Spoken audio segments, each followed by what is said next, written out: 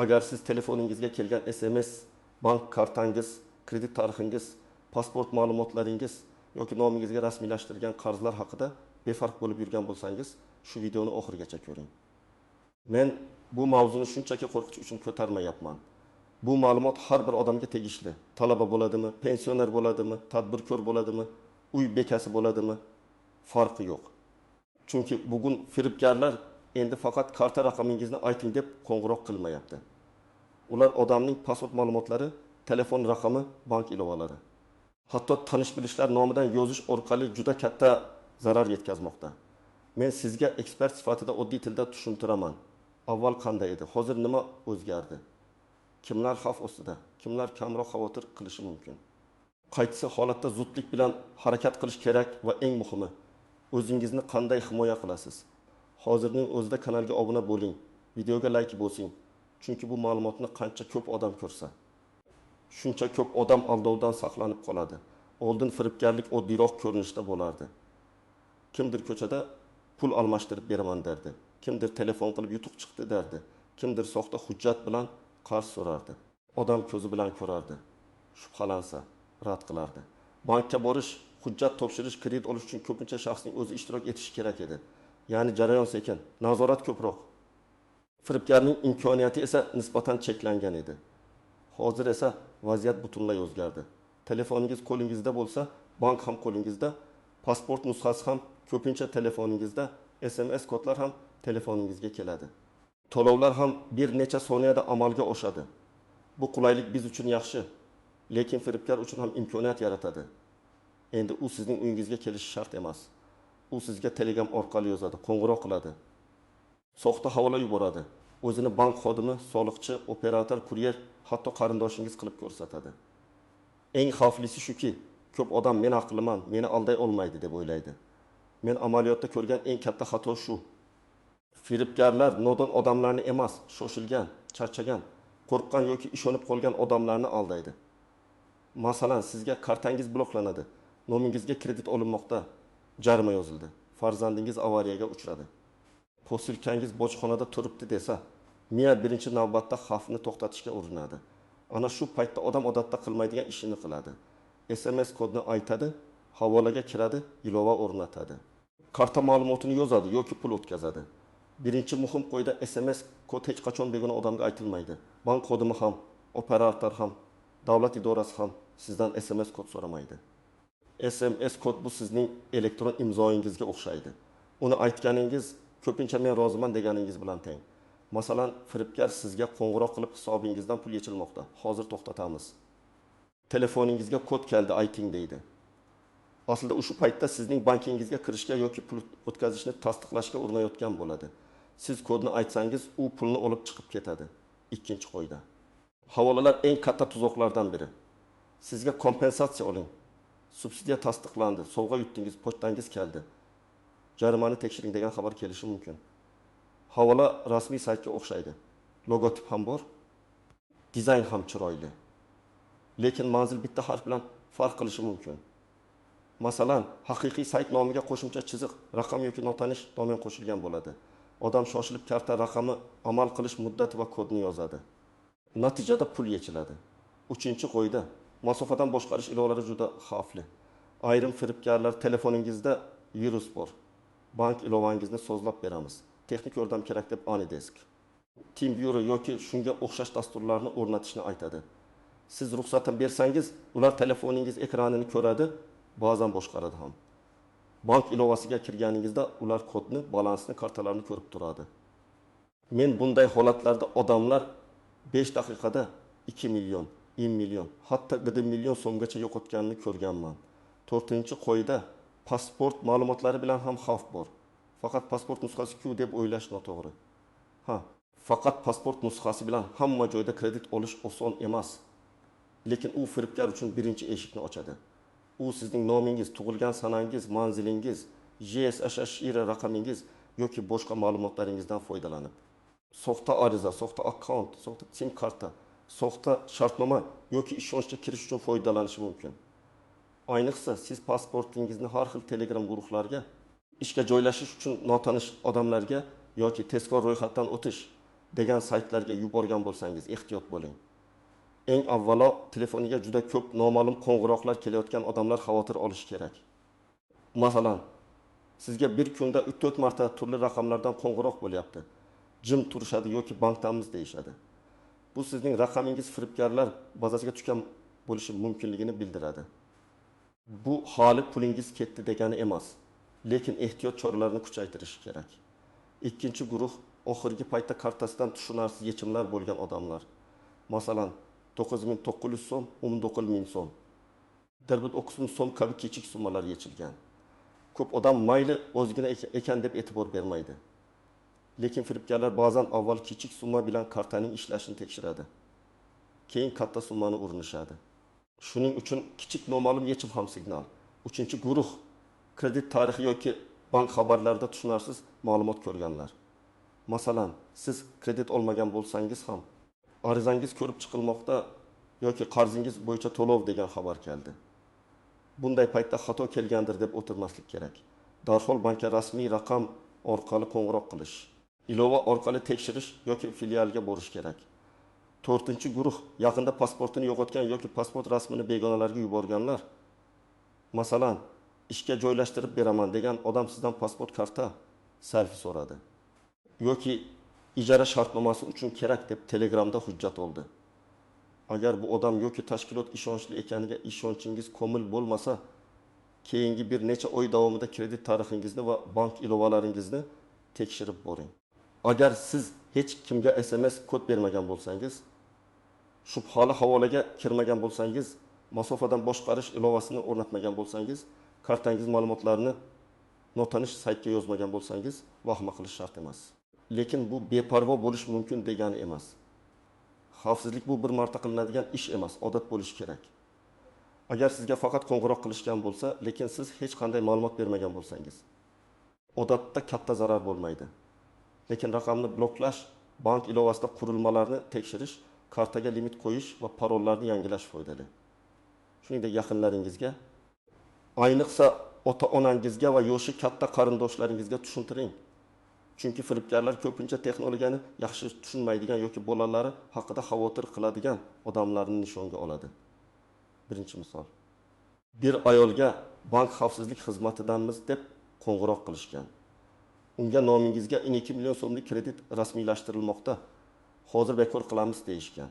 Ayol qo'rqib ketgan, chunki u kredit olmagan. Firibgar unga ilovaga kirishni, so'ng SMS kodni aytishni buyurgan.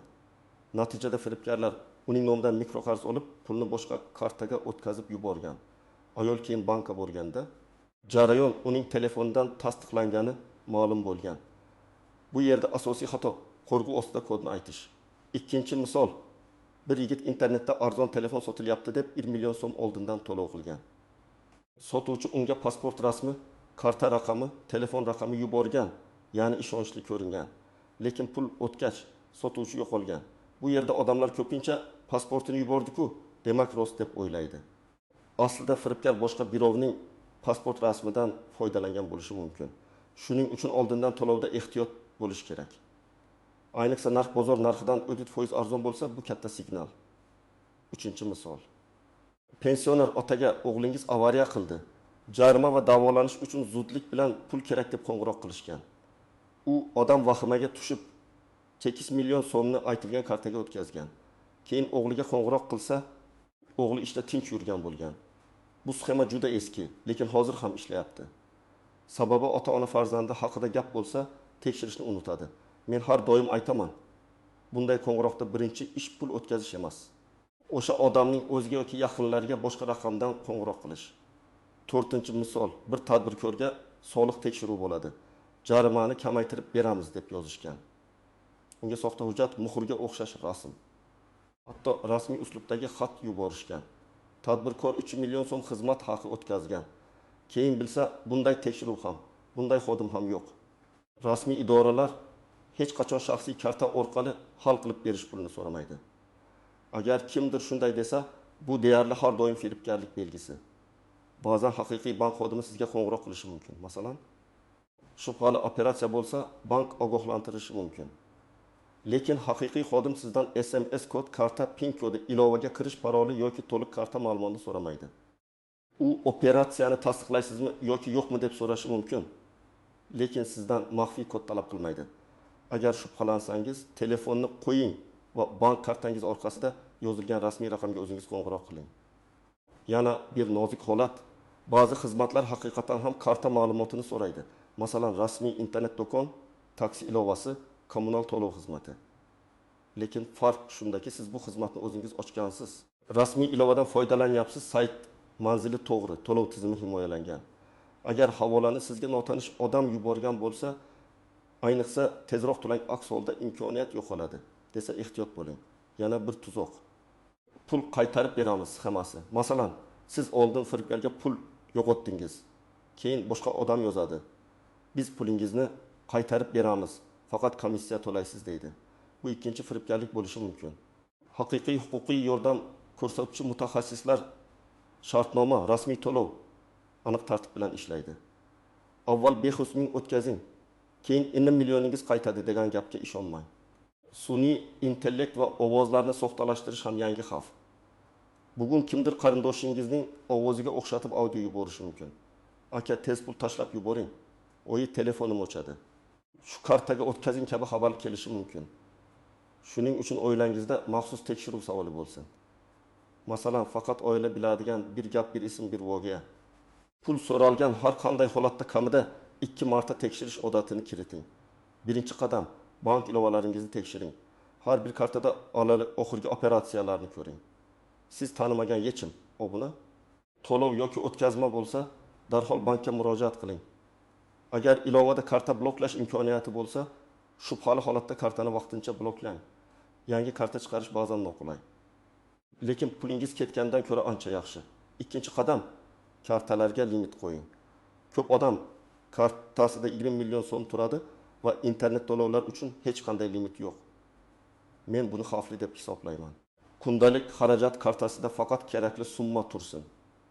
Katta pulni alohida hisobda yoki omonatda saqlang. Internet to'lov limitini 200 ming, 500 ming yoki o'zingizga mos miqdorda belgilang. Katta xarid kerak bo'lsa, limitni vaqtincha oshirib, keyin yana pasaytiring. Uchinchi qadam, telefoningizdagi ilovalarni ko'rib chiqing. Notanish keraksiz kimdir aytgani uchun o'rnatilgan dasturlarni o'chirib tashlang. Ayniqsa ekran ko'rish, masofadan boshqarish, SMS o'qish, kontaktlarga kirish ruxsatiga ega ilovalarni tekshiring. Android telefonlarda ruxsatnomalar bo'limiga kirib, qaysi ilova SMS, kamera, mikrofon, kontaktlar va maxsus imkoniyatlarga kirishini ko'ring. iPhone'da ham privacy bo'limida ruxsatlarni tekshiring. 4-qadam, parollarni yangilang. Bank, email, Telegram, ijtimoiy tarmoqlar uchun bir xil parol ishlatmang. Agar bitta parol hamma joyda bo'lsa, bitta akkaunt buzilishi qolgan hammasiga yo'l ochadi. Kuchli parol kamida 12 belgidan iborat bo'lsin, unda harflar, raqamlar va belgilar aralash bo'lsin. Eng muhimi, 2 bosqichli himoyani yo'qing. Telegramda ham, emailda ham, ijtimoiy tarmoqlarda ham bu imkoniyat bor. 5-qadam, kredit tarixingizni tekshiring. Agar nomingizga kredit rasmiylashtirilgandan shubhalansangiz, banklar yoki kredit bürolari orqali kredit tarixini ko'rishga harakat qiling. Shuningdek, o'zingiz foydalanadigan bank ilovalarida kreditlar, arizalar, qarzlar bo'limlarini tekshiring. Agar siz olmagan kredit chiqsa, darhol bankka yozma ariza bering, ichki tekshiruv talab qiling va huquqni muhofaza qiluvchi organlarga murojaat qiling. 6-qadam, hujjatlarni to'plang. Agar firibgarlik bo'lgan bo'lsa, hissiyotga berilib hamma yozishmalarni o'chirib tashlamang.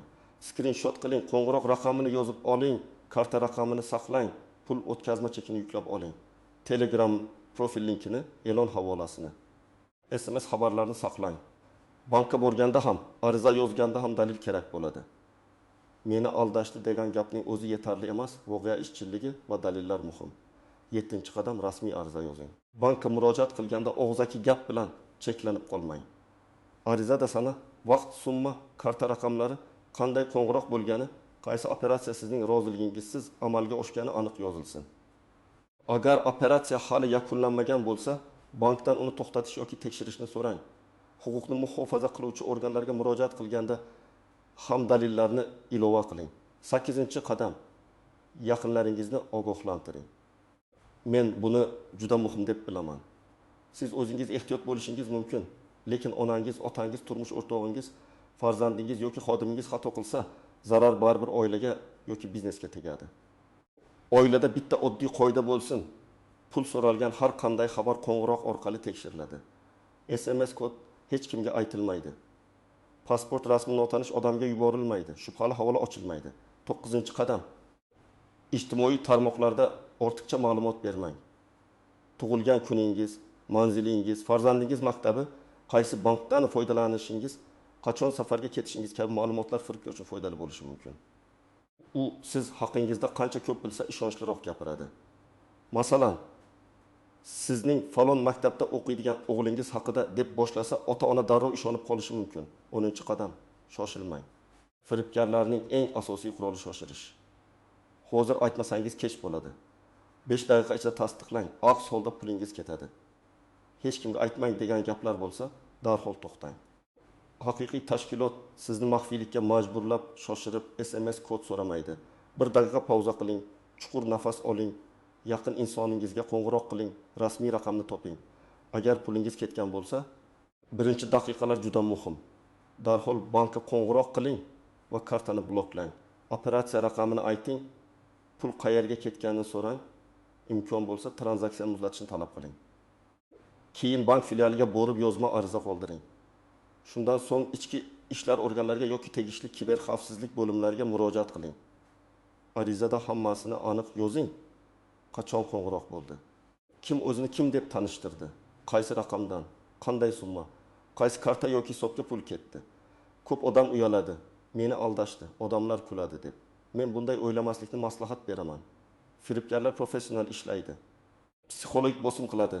Texnik usullardan foydalanadi. Sizning vazifangiz uyalish emas, zarar ko'lamini kamaytirish va boshqalarni ham ogohlantirish. Qancha tez harakat qilsangiz, pulni qaytarish yoki hech bo'lmaganda jinoyat izini topish imkoniyati shuncha yuqori bo'ladi. Bugungi asosiy fikr shuki, telefoningizga kelgan kod kartangiz ma'lumoti, pasport rasmingiz va bank ilovangiz oddiy narsa emas. Bular sizning pulingiz, obro'yingiz va moliyaviy xavfsizligingiz kaliti. Oldin firibgar odamning yo'liga kelish kerak edi. Hozir esa birgina havola, birgina qo'ng'iroq, birgina SMS kod yetarli bo'lishi mumkin. Men sizdan iltimos qilaman. Bugunoq bank ilovalaringizni tekshiring. Kartalarga limit qo'ying, parollarni yangilang. 2 bosqichli himoyani yo'qing va yaqinlaringizga bu qoidalarni tushuntiring. Agar sizda shubhali qo'ng'iroq, SMS, kredit yoki pul yechimi bo'lgan bo'lsa, kutib o'tirmang. Rasmiy bank va tegishli organlarga murojaat qiling. Kommentariyada yozing. Sizga ham shunday qo'ng'iroqlar bo'lganmi? Qanday usul bilan aldashga urinishgan? Tajribangiz boshqa odamni saqlab qolishi mumkin. Videoga like bosing, kanalga obuna bo'ling va bu videoni yaqinlaringizga yuboring. Chunki bitta ogohlantirish kimningdir millionlab so'mini, asabini va vaqtini saqlab qolishi mumkin.